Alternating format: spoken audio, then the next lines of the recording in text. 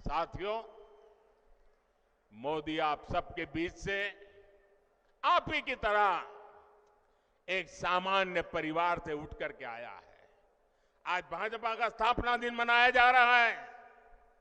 मुझे कमल के फूल भेंट में दिए गए हैं, लेकिन एक जमाना था मैं भी आप ही की तरह बूथ पे काम करता था, लोगों के घर पे झंडा लगाने जाता था, दीवारों को चित्रन पेंट करता था, कभी पोस्टर लगाने जाता था, कभी जिंदाबाद जिंदाबाद के जहां जुलूस निकालता था। आप ही के बीच से निकल करके आज मैं आपके यहां पहुंचा।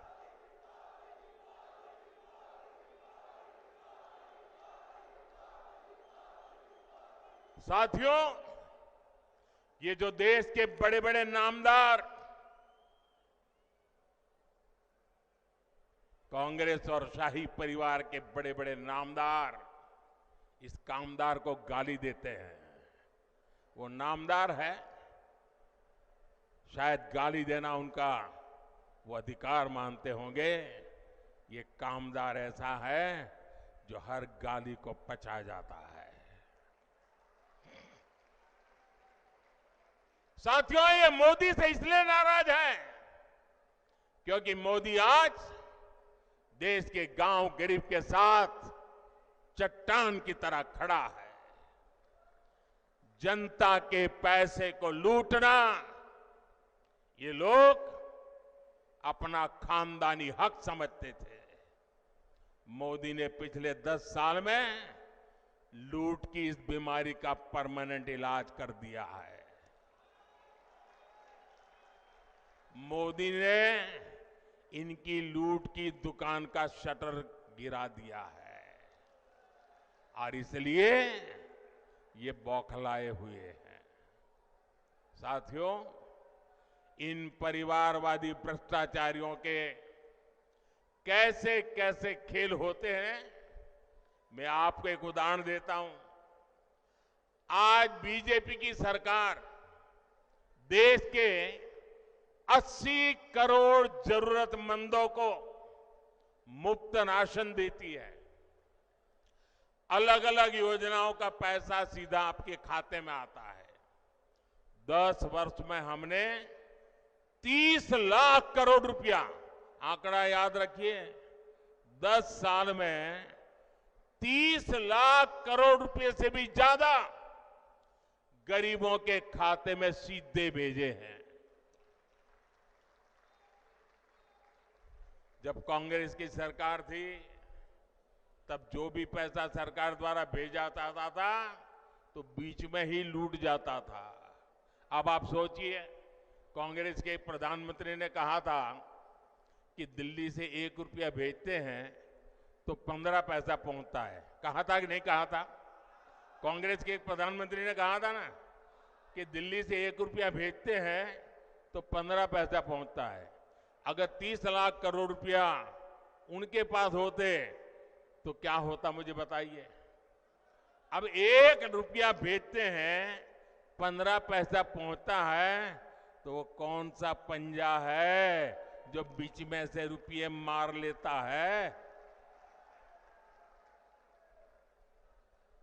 भाइयों बहनों, हमने जांच कराई तो पता चला कि कांग्रेस ने 10 करोड़ से ज्यादा ऐसे फर्जी लाभार्थी बनवा कर रखे थे जिनका कभी जन्म ही नहीं हुआ था, पैदा ही नहीं हुए, लेकिन योजनाएं उनके नाम पर चढ़ जाती थी। यानी 10 करोड़ फर्जी नामों पर आपके हक का हजारों करोड़ रुपया सीधे कांग्रेस के बिचौलिए के पास जा रहा था। मोदी ने ये खेल बंद कर दिया। मैंने जांच एजेंसियों को खुली छूट दी है। आपने देखा होगा, कांग्रेस के एक सांसद के यहां से 300 करोड़ से ज्यादा नगद,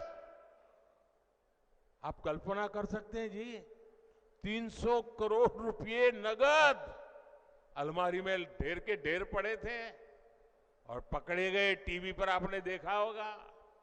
आप हैरान हो जाएंगे, ये बैंक के पास नोट गिनने के जो मशीन होते हैं ना, मुझे कितनी बैंकों से लाया, लेकिन मशीन थक गए गिनते गिनते, मशीन बंद हो जाते थे,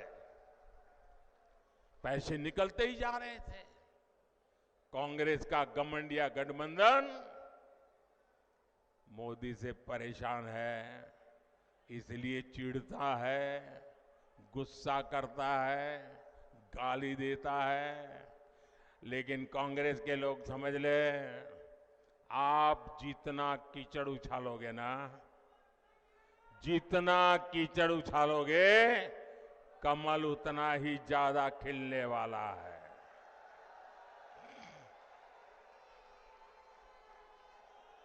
और आप देखिए, मैं कहता हूं भ्रष्टाचार हटाओ, वो कहते हैं भ्रष्टाचारी बचाओ। अभी देखिए, कांग्रेस पार्टी चुनाव जीतने के लिए रैली नहीं कर रही है, भ्रष्टाचारी को बचाने के लिए रैली कर रही है। ये कितना भी बोलते रहे, भ्रष्टाचार के खिलाफ मोदी की लड़ाई जारी रहेगी। मुझे बताइए, मुझे लड़ाई जारी रखनी चाहिए कि नहीं? इस देश से भ्रष्टाचार जाना चाहिए कि नहीं? भ्रष्टाचार खत्म होना चाहिए कि नहीं होना चाहिए?